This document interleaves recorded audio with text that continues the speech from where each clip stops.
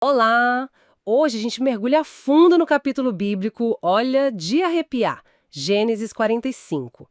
Temos aqui alguns comentários, fontes diferentes que olham para esse texto, tanto na teologia quanto na emoção da coisa toda, né? Nossa missão é desvendar como José finalmente se revela para os irmãos, qual o papel da providência divina nisso tudo e os passos que não são simples para a reconciliação depois de tanto tempo e tanta dor. Vamos lá? Vamos sim. E é interessante porque a gente vai olhar não só o fato em si, mas as camadas, né? O que os comentaristas apontam, como o próprio José interpreta o que aconteceu com ele. E a reação da família, até do faraó, é uma história que mistura um trauma familiar, assim, pesado, com essa ideia de um propósito maior que o José enxerga ali. A cena inicial é muito forte, né? Gênesis 45 começa com o José não aguentando mais, ele não consegue se controlar, pede para todo mundo sair, fica só com os irmãos e aí desaba a chorar. Um choro tão alto que dizem que o pessoal do palácio ouviu. Puxa vida. É o clímax, né? O resultado de um processo longo. As fontes lembram que José já era governador há uns 9 anos, mais ou menos. Ele podia ter ido atrás da família antes, talvez. Mas essa espera, ela sugere um tempo de cura para ele mesmo, sabe? E também um teste. Ele precisava ver, talvez, se os irmãos tinham mudado. Como eles tratavam o Benjamim, se realmente se importavam com o pai. Aí o choro marca o fim desse disfarce todo e o começo da restauração. E a primeira coisa que ele fala depois de "eu sou José" é... Nossa, é impactante. Ele diz, para não ficarem tristes, nem se culparem por terem vendido ele, porque, tipo assim, Deus me enviou na frente de vocês para preservar vidas.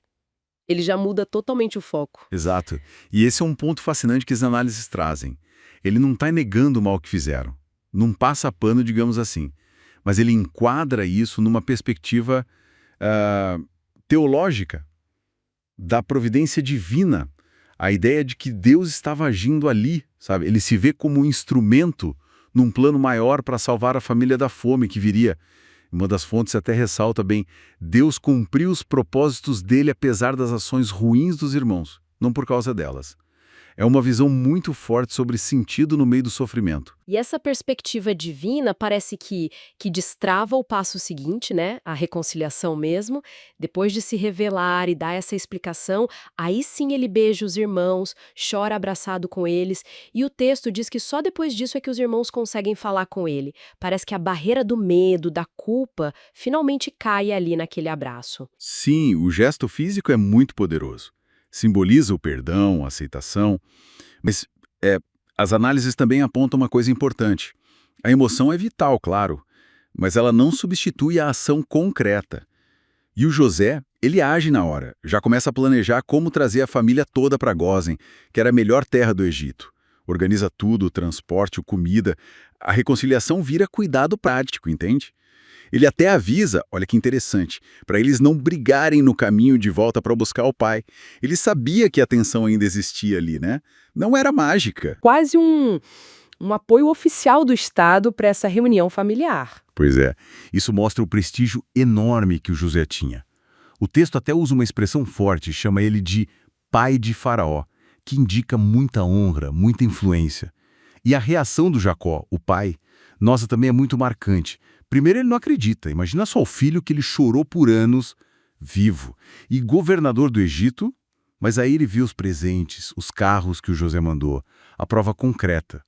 E o texto diz que o espírito dele reviveu. Esse reencontro não era só pessoal, familiar.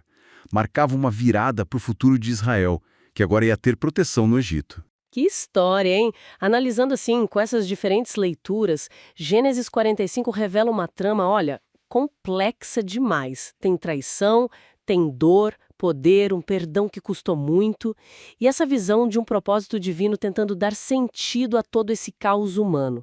Fica claro como a cura interna do José, mesmo que talvez não completa, precisou vir antes da reconciliação acontecer de verdade. Exatamente. E talvez a reflexão final que essas fontes nos convidam a fazer é justamente sobre isso.